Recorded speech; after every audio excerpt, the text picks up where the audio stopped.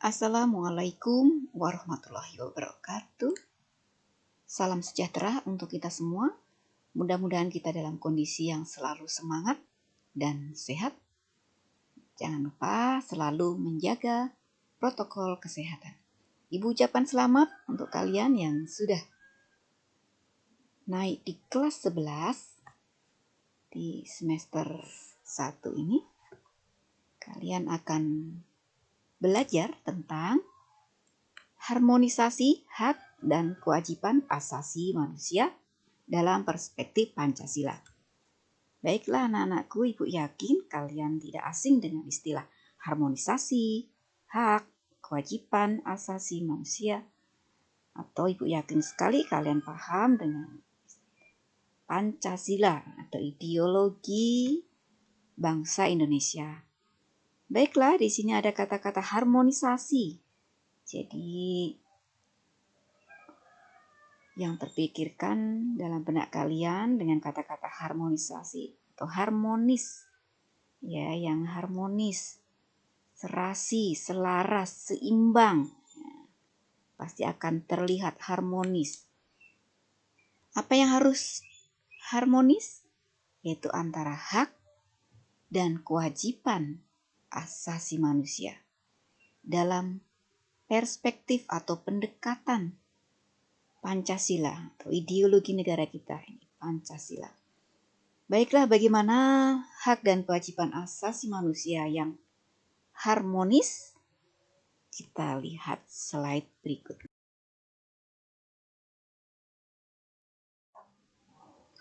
Baiklah, pada materi tentang harmonisasi hak dan kewajiban asasi manusia dalam perspektif Pancasila, ini nanti ada 3 fokus yang akan kita bahas, yaitu poin A, hak dan kewajiban asasi manusia.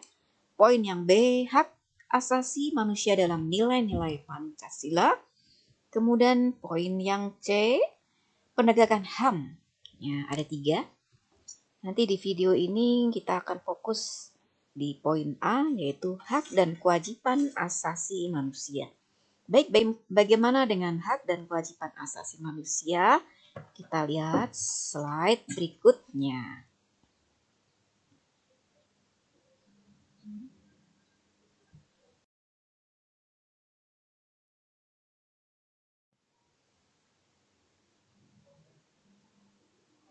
Baiklah, hak asasi manusia atau yang sering kita singkat dengan HAM adalah hak-hak yang sudah dimiliki oleh seseorang sejak ia masih dalam kandungan.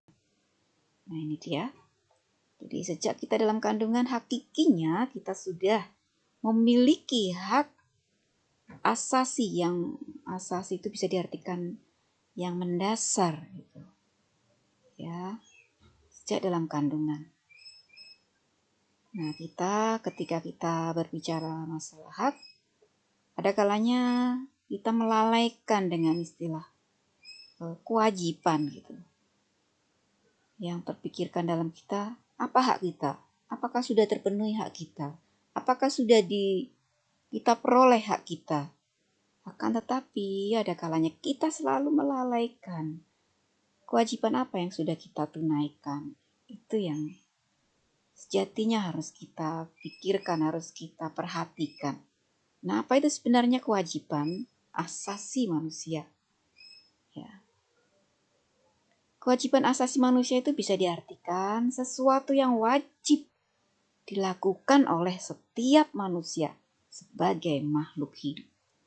Kalau namanya wajib itu berarti harus dilakukan.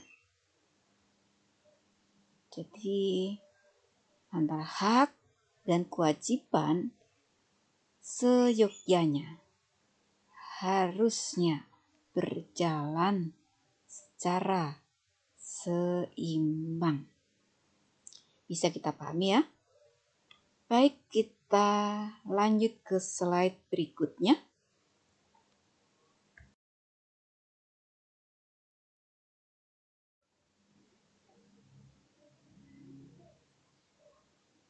Nah, apa saja yang menjadi hak asasi manusia atau yang seharusnya dimiliki atau hak yang paling mendasar dimiliki oleh manusia.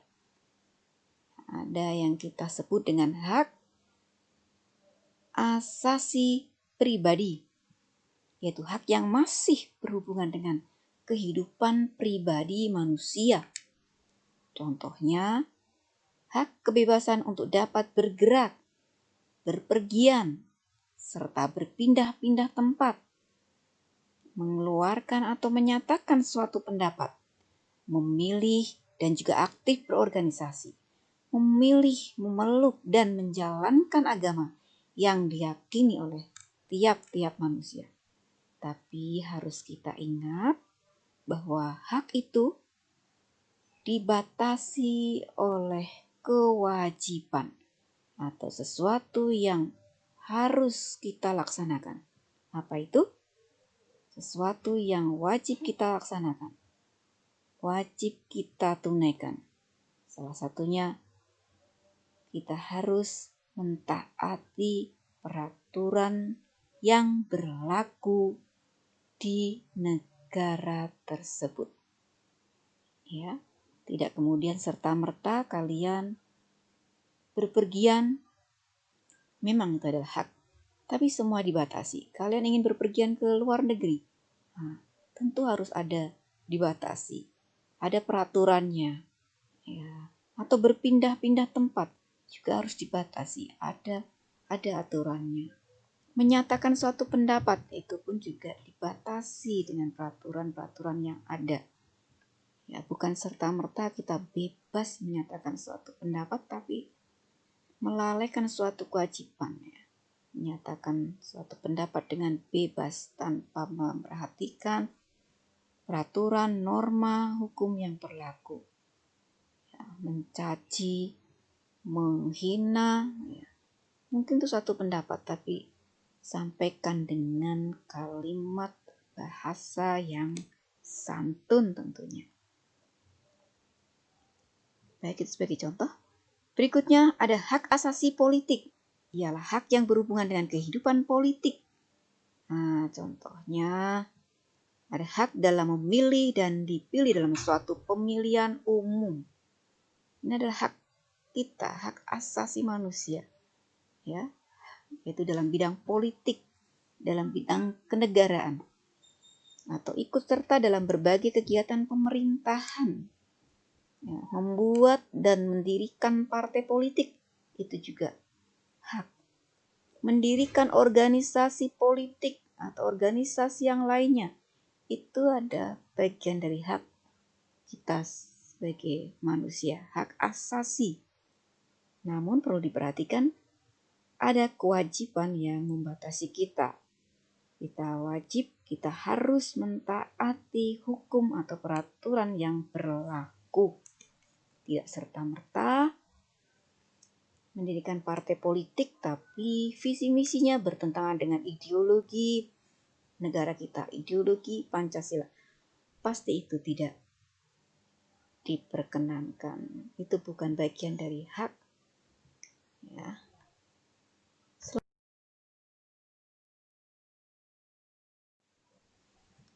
Berikutnya adalah hak asasi hukum. Hak asasi hukum itu kesamaan kedudukan dalam hukum dan juga pemerintahan, yaitu hak yang berhubungan dengan berbagai kehidupan hukum dan juga pemerintahan. Contohnya mendapatkan perlakuan yang sama di dalam hukum. Kita tidak melihat apakah seseorang itu seorang pejabat, bukan pejabat, masyarakat biasa, rakyat biasa, kaya, miskin, dari suku mana, ya semua mendapatkan perlakuan yang sama di dalam hukum serta pemerintahan. Mau menjadi pegawai negeri sipil silahkan, siapa saja bisa. Tidak harus melihat dari keturunan mana, suku apa, dari tingkat perekonomian yang lemah atau yang kuat. Nah, itu mendapatkan perlakuan yang sama, mendapatkan layanan dan perlindungan hukum. Ya, kita semua mendapatkan perlindungan hukum ya dalam bentuk diterbitkannya atau ditetapkannya undang-undang, berbagai macam undang-undang ya, termasuk undang-undang hak asasi manusia ya, itu bagian dari perlindungan hukum ya, tidak melihat latar belakang seseorang. Namun demikian, seperti yang kita pahami bersama bahwa hak itu dibatasi dengan kewajiban yang ada. Kita wajib, kita harus mentaati sesuai dengan peraturan koridor yang ada di tempat kita berada. Kita boleh menjadi pegawai negeri sipil tentu sesuai dengan aturan yang ada. Mengikuti tes. Kalau seandainya tesnya tidak lulus bukan berarti kita tidak mendapatkan hak ya. Ya, jadi sesuai dengan peraturan yang ada. Ingin mendapatkan layanan, ya, perlindungan hukum, itu semuanya sama, tidak dibeda-bedakan. Baik, berikutnya ada hak asasi ekonomi, yaitu hak yang berhubungan dengan berbagai kegiatan perekonomian. Nah, contohnya ini melakukan berbagai kegiatan jual beli. Nah, harus diingat ya, kegiatan jual beli nanti kita punya pemahaman bahwa kalau jual beli narkoba, narkotik dan obat-obat terlarang, berarti boleh dong, itu kan bagian dari hak asasi. Kita ketahui, kita pahami bersama, hak asasi itu dibatasi oleh kewajiban kita, yaitu menghormati, menjalankan, mentaati peraturan yang ada. Peraturan yang ada kita dilarang untuk jual beli narkoba. Nah, itu jelas ada pidananya. Penyalahgunaan narkoba pun demikian.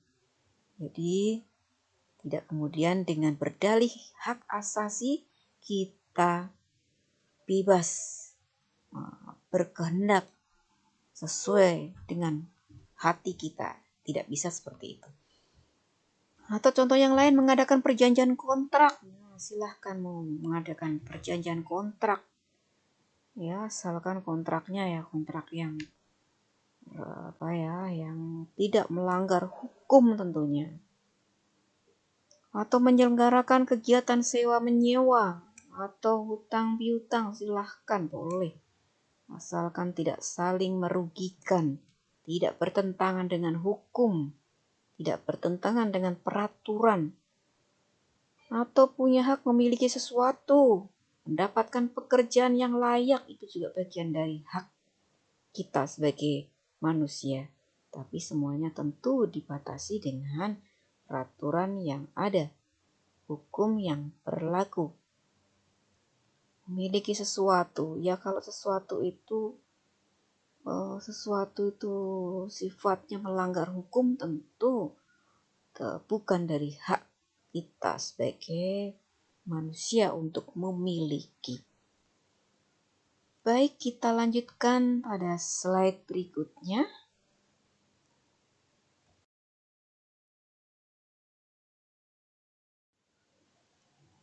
Nah, masih ada macam-macam hak asasi manusia, yaitu hak asasi peradilan.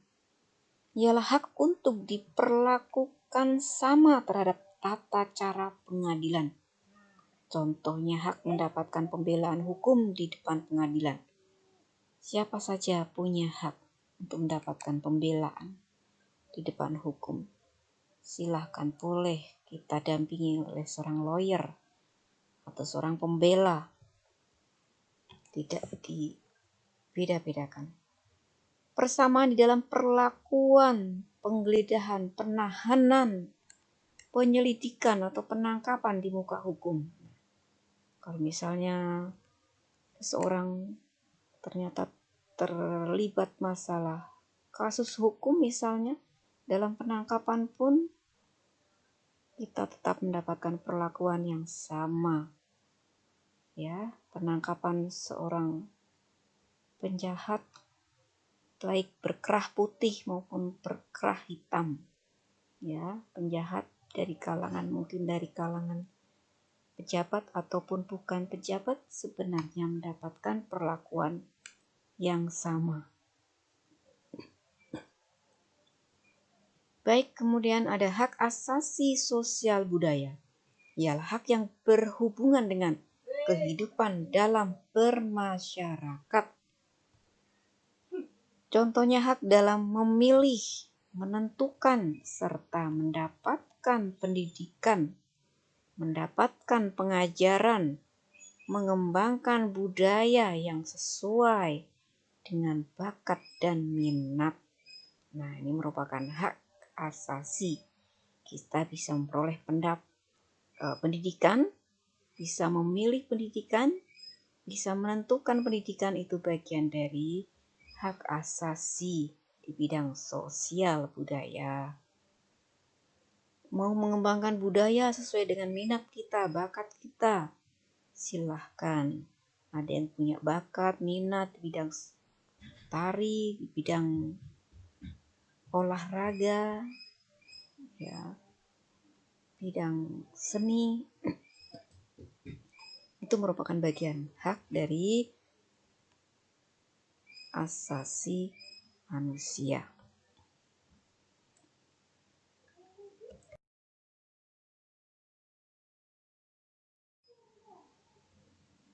Baik, itulah tadi kita sudah melihat beberapa macam tentang hak-hak asasi manusia yang seyogyanya seharusnya kita pun bisa mendampingi dengan kewajiban kita sebagai asasi manusia. Kewajiban kita, sebuah keharusan kita dalam mentaati peraturan-peraturan yang ada, sehingga hak-hak yang dimiliki oleh kita dan orang lain itu bisa diperoleh dengan baik. Selanjutnya kita akan melihat seperti apa sih karakteristiknya hak asasi manusia itu sendiri. Karakteristik karakternya. Tidak dapat dicabut. Nah, hak asasi manusia itu tidak dapat dihilangkan. Tidak dapat diserahkan. Ya, kita punya hak untuk hidup. Nah, manusia itu punya hak untuk hidup. Tiba-tiba dihilangkan, diserahkan, itu tidak bisa. Kemudian karakteristik hak asasi manusia yang lainnya yaitu kesetaraan. Konsep kesetaraan mengekspresikan gagasan menghormati hak dan martabat yang melekat pada setiap manusia. Setara, hak asasi manusia itu setara. Ya, dari berbagai macam hak asasi manusia yang baru saja kita bahas, itu sifatnya, karakteristiknya setara, sama. Tidak melihat latar belakang seseorang. Pejabat, pegawai biasa, masyarakat biasa, masyarakat ekonomi kuat maupun lemah, mempunyai kesetaraan. Kemudian karakteristik yang lainnya atau sifat yang lainnya bahwa hak asasi manusia itu hakiki. Hakiki itu artinya melekat, sudah ada di setiap manusia di dunia ini tanpa terkecuali. Dari dalam kandungan hingga manusia tersebut mati atau meninggal dunia. Kemudian karakteristik yang lainnya bersifat universal atau umum. Jadi berlaku untuk semua orang tanpa memandang status, suku, jenis kelamin, atau perbedaan yang lainnya.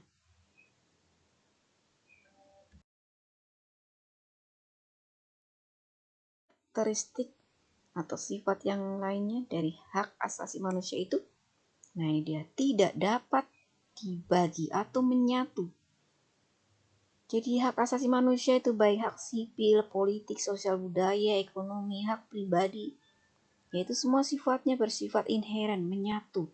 Tidak hanya dicukupkan hak politik saja yang dipenuhi, atau hak pribadi saja, atau hak sosial budaya saja. Nah, menyatu. Karena mengabaikan satu hak akan menyebabkan pengabaian terhadap hak-hak yang lainnya. Oke lah, katakanlah biarlah dia mendapatkan hak pribadi saja, nggak perlu hak sosial budaya, nggak perlu sekolah, nggak perlu pendidikan. Nah, pasti akan berpengaruh ya. Kemudian ada hak saling berkaitan dan bergantung. Pemenuhan dari satu hak seringkali bergantung kepada pemenuhan hak yang lainnya. Ya. Kemudian ada karakteristik non-diskriminasi, terintegrasi dalam kesetaraan. Ya. Non-diskriminasi, tidak membeda-bedakan, tidak mendiskriminasikan. Itu karakter-karakter hak asasi manusia.